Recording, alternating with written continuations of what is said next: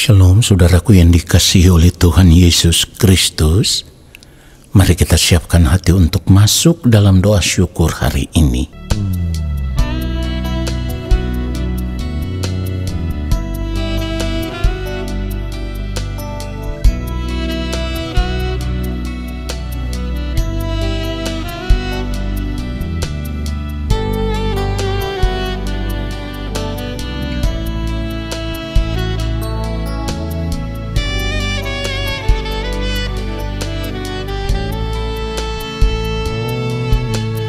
Ku mau hidup kudus seperti Yesus, menjadi sempurna seperti yang Bapa inginkan.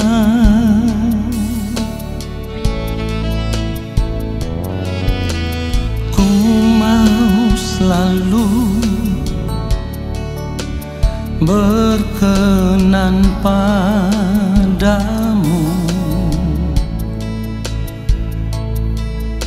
hidup mengenakan pikiran dan perasaan Kristus dalam perkataan, dalam perbuatan. Ku mau Kristus nyata di dalamku, yang ku ingini hanya kerajaan-Mu, ya Allahku. Keindahan dunia, kesenangan dunia, tak ku ingini lagi semua itu, sebab kemuliaan yang Bapa sediakan, itulah yang sempurna.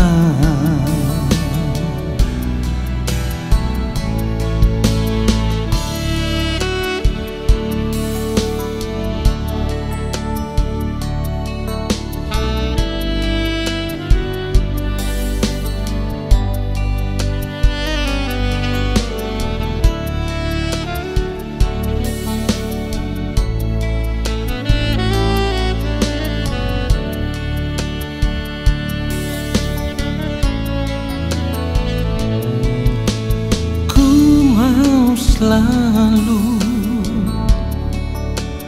berkenan padamu,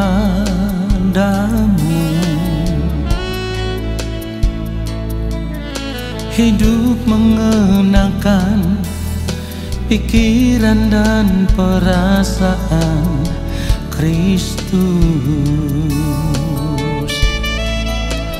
dalam perkataan, dalam perbuatan. Ku mau Kristus nyata di dalamku, yang ku ingini hanya kerajaan-Mu, ya Allahku. Keindahan dunia, kesenangan dunia, tak ku ingini lagi semua itu, sebab kemuliaan yang Bapa sediakan, itulah yang sempurna. Oh, dalam perkataan, dalam perbuatan, ku mau Kristus nyata di dalamku, yang ku ingini hanya kerajaan-Mu, ya Allahku. Keindahan dunia, kesenangan dunia, tak ku ingini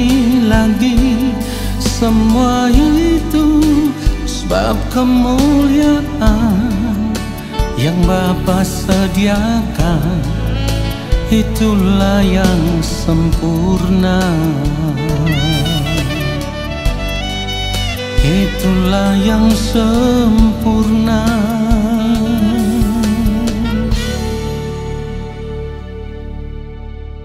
Mari kita berdoa. Yang mulia Allah Bapa kami yang ada di dalam kerajaan sorga, saat ini kembali kami ada di hadapan Bapa. Kami mau duduk diam di dalam hadirat-Mu. Kami merindukan akan lawatan-Mu ya Tuhan, atas setiap kami pribadi lepas pribadi. Urapilah kami ya Allah Roh Kudus, buat kami mengerti setiap kebenaran firman yang kami dengar, supaya di sepanjang sisa umur hidup kami mau hidup seturut dengan firman-Mu ya Bapa. Di dalam nama Tuhan Yesus Kristus kami berdoa dan kami siapkan hati untuk menerima firman Tuhan saat ini. Amin. Saudara yang dikasihi oleh Tuhan Yesus Kristus, ada hal yang sangat penting yang harus kita perkarakan di dalam hidup kita. Hal itu adalah, kalau sampai saat ini kita masih membiarkan bejana hati kita dipenuhi dengan berbagai keinginan diri, dipenuhi dengan berbagai hawa nafsu diri, sehingga yang menjadi fokus hidup kita di dalam sepanjang hari-hari hidup, yang kita kejar adalah apa yang ingin kita capai, yang merupakan keinginan diri kita, yang ingin kita nikmati. Maka hal itu menunjukkan bahwa kita hanya hidup sebagai orang percaya atau orang Kristen, tetapi kita tidak sungguh-sungguh serius mau berurusan dengan Tuhan. Ini bukan sesuatu yang berlebihan. Apa yang saya katakan ini, kita harus perkarakan. Kalau kita masih membiarkan bejana hati kita dipenuhi dengan berbagai keinginan diri dan hawa nafsu diri, itu menunjukkan kita belum sungguh-sungguh serius mau berurusan dengan Tuhan. Kenapa demikian? Karena kalau kita membiarkan ruang hati kita selalu dipenuhi dengan berbagai keinginan diri yang ingin kita nikmati, maka kita tidak lagi memiliki ruang hati yang kosong untuk diisi oleh Tuhan. Saudara perhatikan ini. Kalau kita berkata kita percaya kepada Allah di dalam Tuhan Yesus Kristus, perhatikan ini, konsekuensinya adalah kita harus mengosongkan seluruh ruang hati kita dari segala keinginan diri, lalu kita menyediakan ruang hati kita itu hanya boleh diisi oleh Tuhan saja. Supaya apa? Supaya di dalam setiap gerak kehidupan kita, apapun yang kita lakukan sesuai dengan kehendak Allah Bapa di sorga. Kita lakukan sesuai dengan pikiran dan perasaan Allah. Mungkin sebagian di antara kita akan berkata, ini terlalu berlebihan, terlalu ekstrim. Saya harus katakan, tidak. Ya saudaraku, ini tidak ekstrim. Karena kehidupan yang demikian adalah standar hidup kehidupan orang percaya yang mengaku percaya kepada Allah di dalam Tuhan Yesus Kristus. Kalau kita percaya kepada Allah di dalam Tuhan Yesus Kristus, berarti kita tidak berhak lagi atas segenap hidup kita. Yang berhak atas hidup kita itu adalah Tuhan saja. Kenapa saya katakan yang berhak atas hidup kita itu adalah Tuhan? Karena begini, firman Tuhan mengatakan, kamu telah dibeli dan harganya telah lunas, dibayar. Karena itu muliakanlah Allah dengan tubuhmu. Pertanyaannya sekarang, kalau kita masih membiarkan bejana hati kita, ruang hati kita ini dipenuhi dengan berbagai keinginan diri, dipenuhi dengan hawa nafsu diri yang ingin kita nikmati, maka hal itu sama dengan kita tidak tunduk di dalam kedaulatan Allah. Kita tidak tunduk di dalam pemerintahan Allah. Kenapa saya katakan demikian? Karena kalau kita tahu hidup kita telah dibeli dengan harga yang lunas dibayar, dan firman Tuhan mengatakan kita harus memuliakan Allah dengan tubuh kita, maka apapun yang kita lakukan semuanya hanya untuk kemuliaan Allah. Firman Tuhan katakan, jika engkau makan atau jika engkau minum atau jika engkau melakukan sesuatu yang lain, lakukanlah semuanya itu untuk kemuliaan Allah. Saudara perhatikan itu. Kalau kita berdalih bahwa kita kan masih hidup di dunia ini, wajarlah kita hidup menikmati dunia ini. Saya harus katakan, kewajaran hidup kita sebagai orang percaya itu standarnya adalah hidupnya Kristus. Jadi kita tidak boleh lagi memiliki kewajaran hidup yang sama seperti orang-orang dunia pada umumnya. Ini yang harus kita sadari. Dari tadi di awal saya sudah katakan, kalau kita membiarkan ruang hati kita dipenuhi dengan berbagai keinginan diri, dipenuhi dengan berbagai hawa nafsu diri, berarti kita belum serius berurusan dengan Tuhan. Kenapa demikian? Karena begini, harus kita akui semua keinginan diri yang mengisi ruang hati kita, semua hawa nafsu diri yang menguasai pikiran dan perasaan kita, biasanya semuanya itu dibungkus dengan keinginan-keinginan daging yang masih ingin kita nikmati. Dan orang yang membiarkan hidupnya masih dipenuhi dengan berbagai keinginan daging, dapat dipastikan hidupnya tidak berkenan kepada Allah. Itulah kenapa tadi saya katakan, apakah dengan mengosongkan bejana hati kita dan diisi oleh Tuhan saja atau ditempati oleh Tuhan saja, apakah itu sesuatu yang berlebihan? Apakah itu ekstrim? Tidak. Karena memang kita harus hidup sama seperti Kristus telah hidup. Hidup di dalam keinginan daging itu kehidupan yang tidak berkenan kepada Allah. Firman Tuhan sendiri mengatakan keinginan daging adalah maut. Maut itu juga menunjuk kepada kematian yang kedua. Kematian yang kedua itu adalah keadaan di mana ada orang-orang yang pada akhirnya ditolak oleh Allah, tidak diterima di hadirat Allah, harus terbuang ke dalam api neraka, terbuang ke dalam kebinasaan kekal. Kenapa demikian? Karena firman Tuhan sudah mengatakan mereka yang hidup dalam daging tidak mungkin berkenan kepada Allah. Mari kita lihat kebenaran firman Tuhan. Roma pasal 8, kalau kita membaca mulai ayatnya yang ke-6, karena keinginan daging adalah maut, tetapi keinginan roh adalah hidup dan damai sejahtera. Perhatikan ini. Kalau dikatakan keinginan daging adalah maut, berarti satu-satunya cara untuk melepaskan kita dari maut itu adalah kita harus bersedia menyerahkan diri untuk hidup di dalam pimpinan roh, yaitu roh Allah. Nah, kalau kita tidak mengosongkan diri kita untuk ditempati oleh roh Allah, bagaimana Roh Kudus bisa memimpin kita ke dalam seluruh kebenaran? Padahal kita sudah tahu firman Tuhan katakan, tetapi keinginan roh adalah hidup dan damai sejahtera. Jadi kita tidak punya pilihan yang lain. Pilihan hidup kita hanya satu.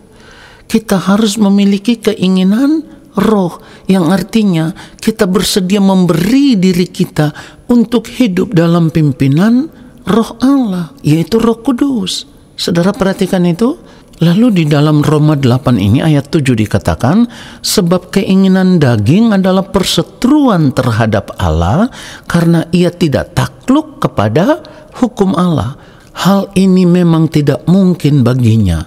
Jadi kalau kita terus membiarkan bejana hati kita dipenuhi dengan berbagai keinginan diri, hawa nafsu diri yang merupakan keinginan-keinginan daging, dan kita terus menimbun itu semua di dalam bejana hati kita, maka hal itu sama dengan kita menempatkan diri sebagai seteru Allah. Karena firman Tuhan katakan, keinginan daging adalah perseteruan terhadap Allah. Saudara, mari kita sadar akan hal ini. Sebelum terlambat kita harus menyadari akan hal ini. Kenapa? Karena seperti yang dikatakan firman Tuhan di dalam ayat yang ke-8.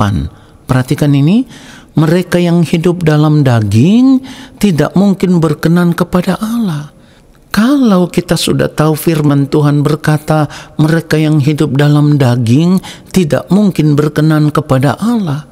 Pertanyaannya, ketika waktu Tuhan tiba bagi kita dan kita belum berubah, kita belum bertobat, kita masih hidup dipenuhi dengan berbagai keinginan daging, tetapi waktu Tuhan tiba bagi kita tanpa kita sadari, pertanyaannya, kita mau pulang kemana? Tidak mungkin kita pulang ke rumah Allah Bapa di sorga, karena hanya orang-orang yang selama hidup di dunia ini mereka bersedia menyerahkan dirinya untuk hidup di dalam pimpinan Roh Allah. Maka di ujung kehidupan nanti, mereka akan diterima sebagai anak-anak Allah di dalam kerajaannya. Karena firman Tuhan katakan di dalam Roma 8 ini ayat 14, semua orang yang dipimpin Roh Allah adalah anak Allah.